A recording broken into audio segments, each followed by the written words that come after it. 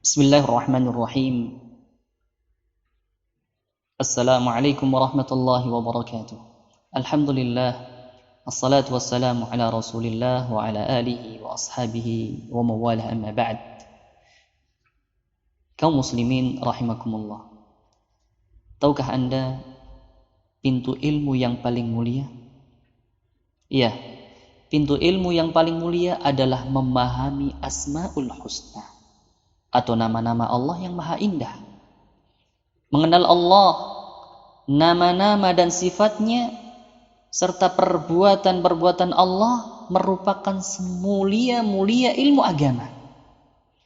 Beribadah kepadanya merupakan sebaik-baik amal perbuatan.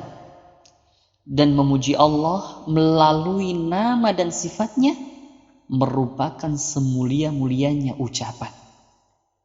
Dan itulah pondasi dakwah para nabi kepada umat ini. Mereka para anbiya diutus untuk berdakwah kepada tauhidullah, mengesahkan Allah Subhanahu wa taala. Mereka diutus untuk menjelaskan jalan menuju kepada Allah Subhanahu wa taala. Mereka diutus juga untuk menjelaskan bahwa balasan bagi orang-orang yang mengikutinya. Dan inilah tiga landasan utama setiap ajaran para nabi. Al-Imam Ibnul Qayyim rahimahullah berkata, sesungguhnya dakwah para rasul itu berkisar pada tiga hal. Yang pertama, memperkenalkan Allah kepada manusia lewat nama dan sifat serta perbuatannya. Yang kedua, menjelaskan jalan yang bisa menyampaikan kepada Allah Subhanahu wa taala, yaitu dengan cara berzikir, bersyukur, serta beribadah kepadanya yang mencakup kesempurnaan cinta dan ketundukan kepadanya. Yang ketiga, menerangkan balasan bagi mereka berupa surga dan segala kenikmatan yang ada di dalamnya. Dan yang paling mulia dan utama adalah keridhaan Allah Subhanahu wa taala serta dapat melihat kepada wajah Allah yang maha mulia serta berdialog dengan Allah.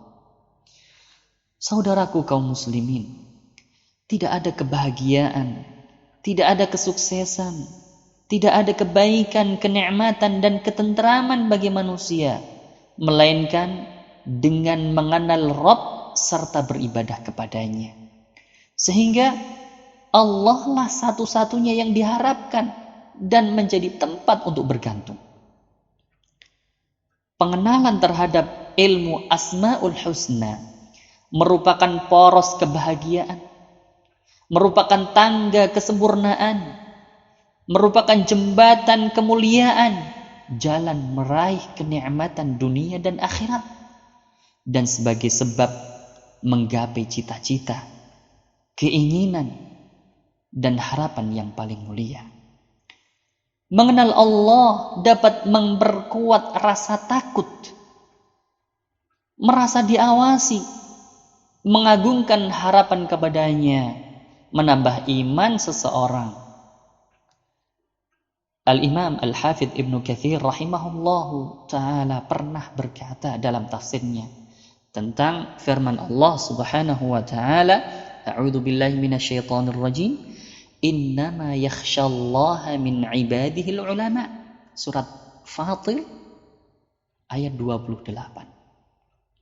Sesungguhnya yang paling takut kepada Allah di antara hamba-hambanya hanyalah ulama. Beliau mengatakan sesungguhnya yang paling takut dengan sebenar-benarnya kepada Allah adalah para ulama yang mengenal Allah. Karena jika dia mengenal Allah yang maha agung lagi maha mengetahui, yang tersifati dengan sifat-sifat kesempurnaan dan yang dinamai dengan nama-nama yang mulia, maka jika pengenalan terhadap dirinya lebih sempurna dan ilmu tentangnya lebih banyak, maka rasa takut kepadanya lebih besar dan lebih banyak. Ikhwatul iman rahimakumullah. Kehidupan manusia itu tergantung kepada kehidupan hati dan rohnya.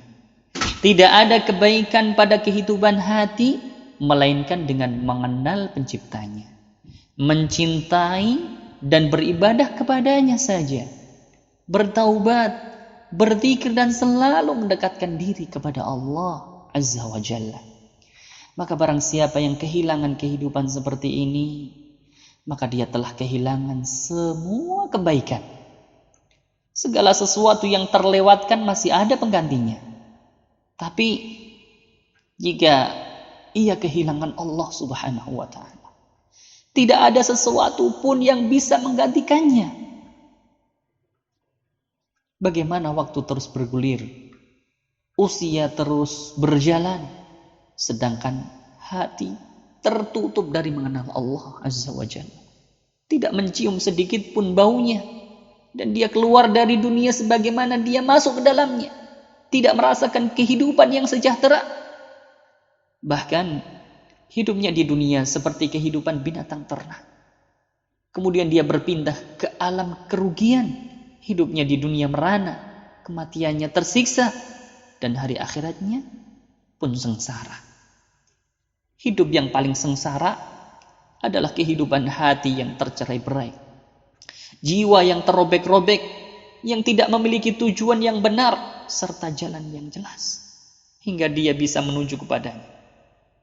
Jalannya bercabang, banyak tikungan, di setiap jalan terdapat onak dan duri. Dia pun kebingungan di atas muka bumi ini, tidak mengetahui kemana dia harus melangkah.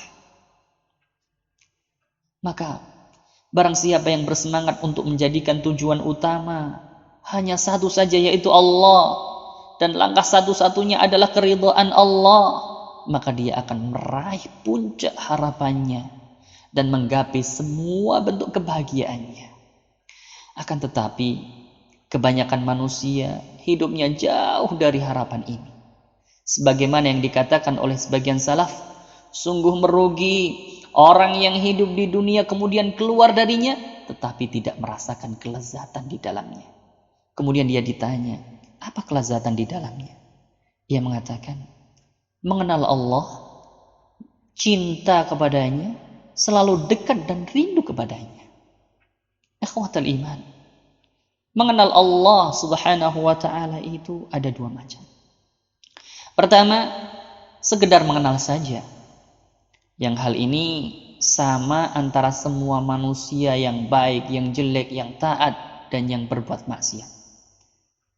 Yang kedua, pengenalan yang menimbulkan rasa malu, pengenalan yang menimbulkan rasa cinta, bergantungnya hati, memunculkan rindu, takut, bertaubat, selalu dekat, dan senantiasa menghadap kepadanya.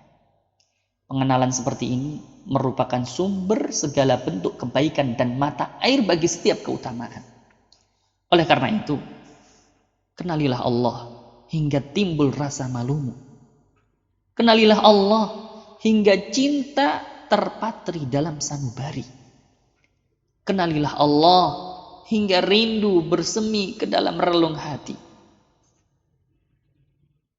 Ikhwatal iman, demikianlah semua ketaatan dalam ibadah, mengenal nama dan sifatnya, merupakan pondasi bagi kebahagiaan dan pintu bagi seluruh kebahagiaan dan juga seluruh kebaikan di dunia dan akhirat.